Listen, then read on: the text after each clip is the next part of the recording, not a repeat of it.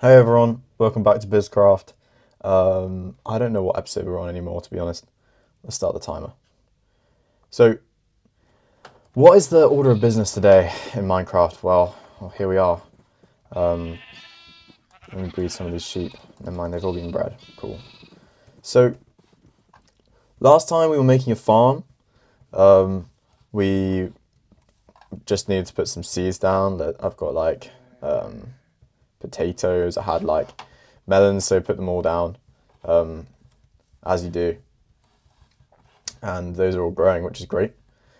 There was no video yesterday because I'm an absolute donut and I just worked on the same thing all day and just forgot that everything else, like, about anything and everything else, which was really nice, really nice, and honestly is the best way to work, especially when you're like a business owner. I still have to do everything because I haven't hired anyone yet. I don't know, I'm a donut for that, but it doesn't really matter. Another one of the videos popped off. That was why I'm firing my worst clients. Yeah, you definitely should fire your worst clients. Don't let them take control of your life. What video settings are we in right now? Pretty high. Let's turn this down to 18 chunks for the smooth frame rate. So, yeah, what else? What else? Yeah, so today's been a pretty weird day so far. As you can tell, I'm not dressed. I have nothing to do today, so I ain't getting dressed. But more importantly, our water is off and broken because our shower broke. So we had to turn the water off because it was just pouring out water, which is just too funny to think about, to be honest. It's actually just funny. So that was that. And then, right, what are we going to do? Let me think about something to do. I actually haven't thought about it. We could go exploring. I'm kind of in an exploring. I'm very much in an exploring mood. Let's go exploring. I got to build the house, guys. The house is going to go here. What is it going to be? What's the house going to be? Somebody let me know, please. And we will get to it. Look at this crazy boat skip. They call me the speed runner. Too easy. All right. I did want to talk about something. Oh, sun is going down. That's fine. We'll have a little night ride, bro. I feel like I'm 17 again. What am I saying? Yeah. What did I want to talk about? Okay, so I had a pretty good week last week. Work-wise, I was so productive. More productive than I am most weeks, and that is fine. I was staying at my nan's. I'm back in my house now, and that was really nice. It was such a vibe. It felt like it was like, even though it was such a good time, it felt like because I had so much to do and because I was around people all the time, and because now I know I'm not going to be. I'm going to just be stuck in my room all day, which I was for a lot of the time I was at my nan's. But it was like, you know, when you had the thing where you feel like you go on holiday and you feel like you've been there forever. It felt like that. It felt like I've been there for a lifetime, in a completely good way, and that's so awesome. To be fair, so that was really good. And yeah, this is not ideal. What am I thinking? What am I thinking? What am I thinking? I'm not going to go back and sleep. Let's just battle through the mobsters. So, I wanted to talk about how I was at my nan's, and basically, there are some strange side effects to working well, working not well, working well for a long period, working not well for a long period. I'm sure you've all seen them, even if it's like through in the form of characters online. But you've probably all seen them happen before. But I wanted to talk about what happened kind of with me last week. Something pretty weird. Happened. So I'm not gonna lie. I love my friends to pieces. I do everything for my friends and for my family. It sounds so corny, but I just don't see the point. I also would love to meet more friends, meet more people.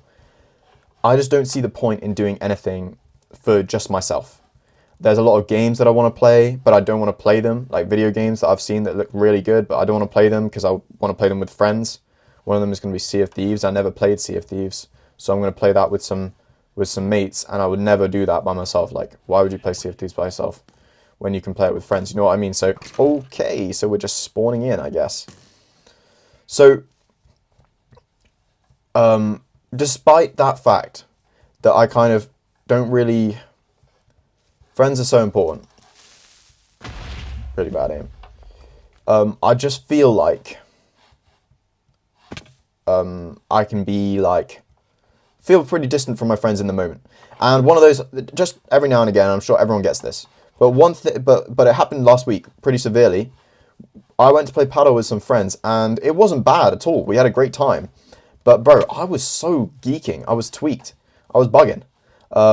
I showed up and I saw one of my friends, and as soon as I saw him, I was like, I'm actually so cooked. I like my social battery is, it's not even social battery because and that's the whole point of this. I'd been locked in so hard all week long that I ended up just becoming a robot machine.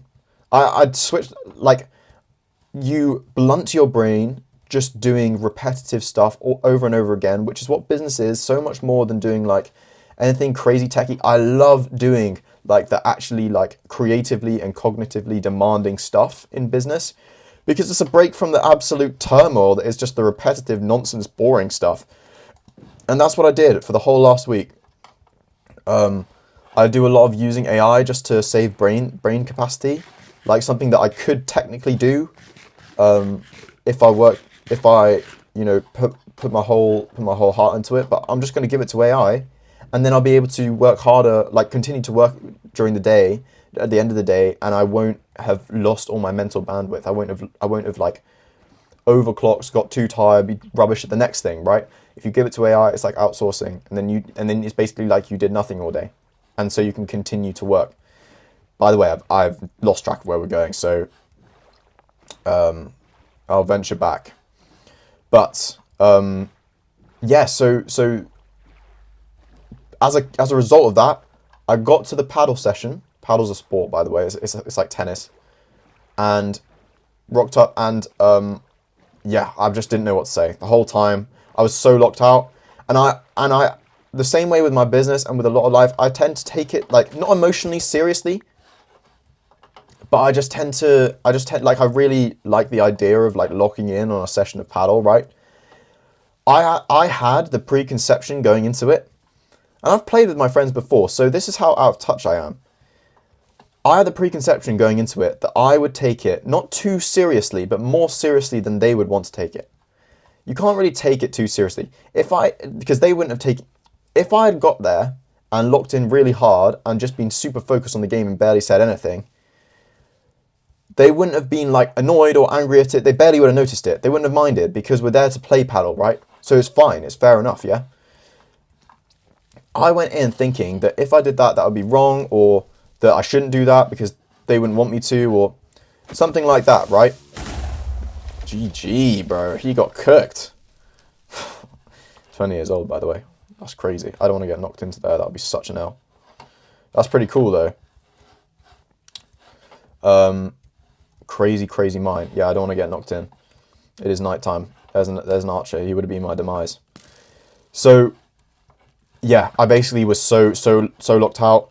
I was kind of not paying attention because I didn't want to do the thing where I take it too seriously, and then I didn't want to and then I was so locked out socially because that's just the mood I was in. Sometimes I'm really, really good at reading situations. In fact, I'm often very good at fitting into new groups of people when I've not been around that group at all, if that makes sense.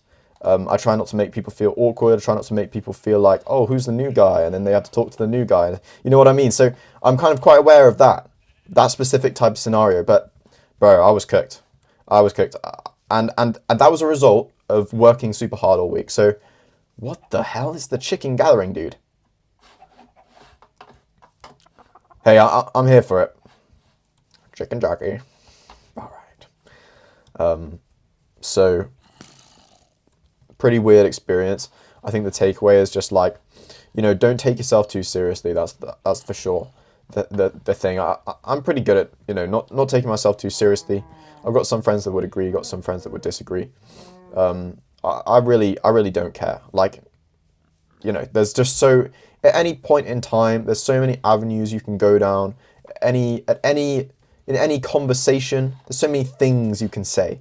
If someone says the wrong thing, maybe they didn't even realize it was the wrong thing. You know what I mean? So I just don't worry about any of that stuff. So I don't take things seriously. But in that scenario, I was just geeked and I couldn't see the bigger picture, which was that the worst thing that the crime I committed was that I kind of sat in between I didn't play properly, and that rubbed off badly, and I wasn't there for the vibes, really. So, when I could have been. So either or would have been good, but I was in the middle, and it was awkward. I made it awkward. Not super awkward, again. It's not a big deal. If it was, I don't know. But it's interesting. It's important that you have that balance. And in my life in the future, I really want to, move out with my friends, and then you kind of will always be on that wavelength throughout the day, or at least, more importantly, throughout the week. If I've moved out with some, this is so cool, by the way. Let's have a look at this cave. Wow. I love the adventure feeling in Minecraft. I used to not really understand that, like the whole thing of adventure. Look at that, it's just a complete cavern. I used to not, there's a little waterfall here. That's fire. Oh, did not mean to do that. Maybe it's a sign. Oh, ops inbound.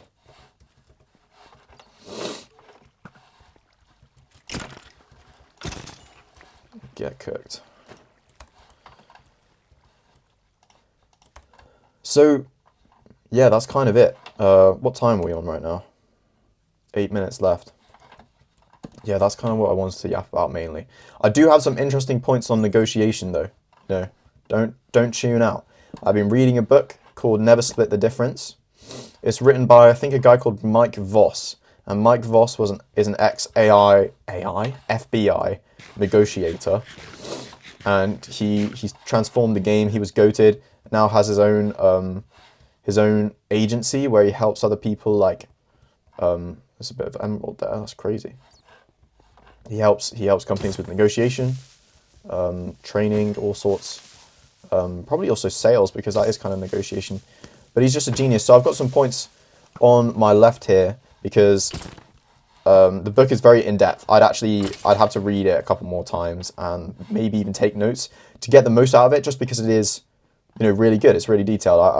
I would not personally have it any other way. I think it's a great book. Oh my days! What?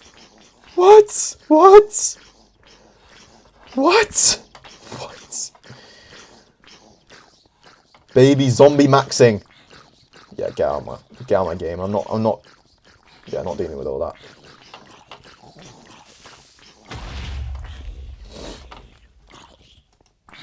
Cold. Chicken jockey.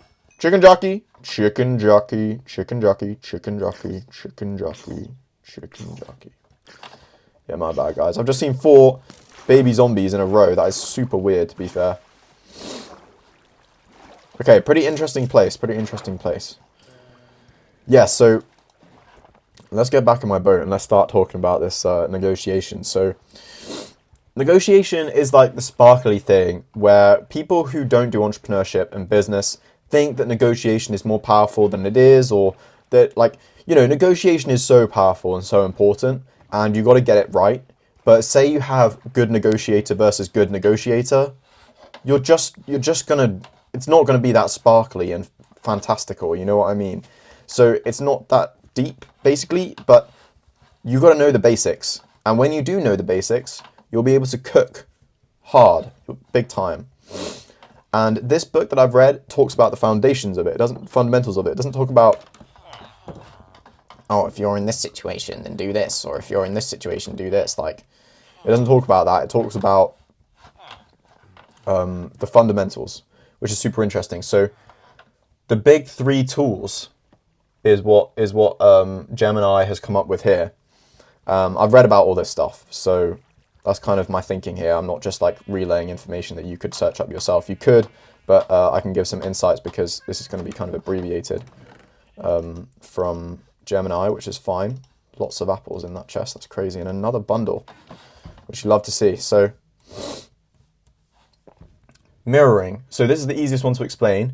You repeat the last 1 to 3 words of what the other person just said. It's not being directly a parrot. It's an invitation for them to elaborate. That's the function. So you don't have to say the exact same words. More importantly, it's an invitation for them to elaborate on what they said. There's a few reasons why you do this. It keeps them talking while you gather intel. So that's the whole idea. If you're in a situation where you giving up intel or them giving up intel is good or bad for you or them or something like that, and so you want them to give you intel regardless of whether or not you want to give them intel. Mirroring's really good for that. And then say you have like a boss who's just like, and if you're a business owner, you might not have a boss, right? But you will have people who will emulate like a boss, like clients who've hired you, sort of. If they say something that's completely unreasonable or somewhat unreasonable, bro, I don't trust snow in this game anymore.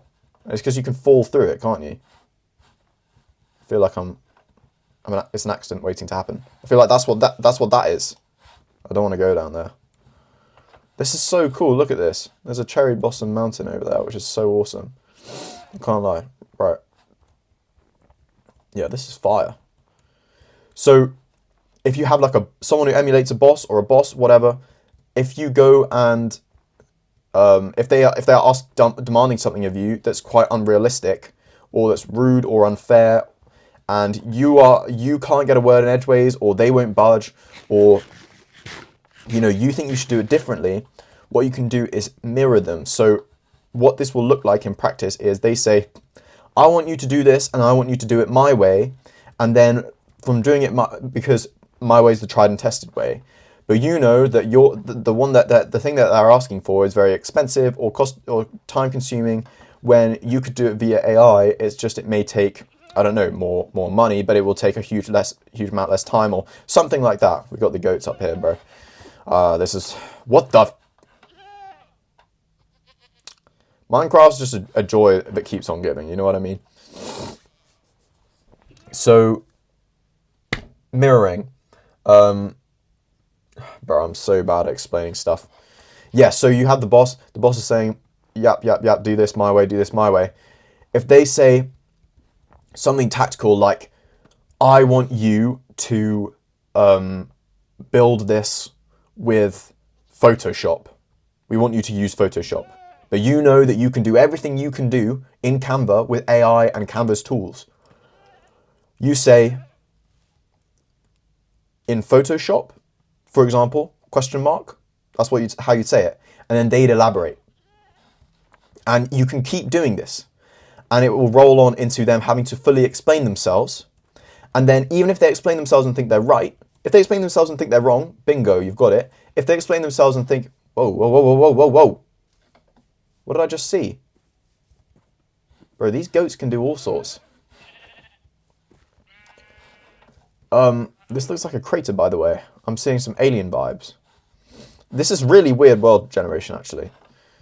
So, they will explain themselves. If they explain themselves and think they're right, I'm so bad at explaining. If they explain themselves and think they're wrong, that's good. You've got exactly what you came for. Offer a different solution. If they explain themselves and think they're right, that's still fine. You now have all the information. If you're right, you now have all. If they're right and you now think you're wrong, good, that's fine. If they're right, if they think they're right, but you know they're wrong, you now probably have the information and their point of view so that you can turn their point of view into aligning with yours. And that's so that's a very long-winded explanation as to one way that mirroring is really good. So number 2 is labeling. How long do we have left? Probably, yeah. I'll just rattle through these. Bro, we've explored some pretty awesome places today in the old craft. Number 2 is labeling. Similar kind of idea. It seems like you're worried about the timeline, for example. You label their emotion, you say worried, and then you say the actual tangible thing. So worried about the timeline in this example. If you're right, they'll feel understood. If you're wrong, they'll correct you. Good.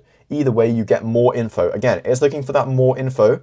And the whole idea, really, with all this on a macro level, is that you're aligned. Is that you and them are aligned and that they believe that you understand them. And then that's what you're trying to get to. If they ever say in the negotiation period, you're right, even if it's just you saying what they've said, boom, you're in there. Then you can progress. Then you can deepen. You can dig deeper. If you guys, know anything about sales, you know that It's about searching, searching, searching, and then you dig, dig, dig. What does that mean? Searching for like something you can quote unquote exploit from your perspective, just to keep it simple. But more importantly, from their perspective, it's like something that you found the problem. You found the problem, that is either their problem between them buying what you're selling, or it's their problem that you could then fix with the thing, right? So whatever kind of problem it is. Got lots of bees up here, lots of flowers too. This is pretty fire. But labeling, either way, you get more info by just saying what they. It's similar to mirroring. It's similar to mirroring. It's just instead you are doing something like bridging a gap, because instead of saying exactly what they've said, you're kind of saying your interpretation of what they're saying, which could be the ultimate difference to then get the required information out of to make them understand what they're really trying to say.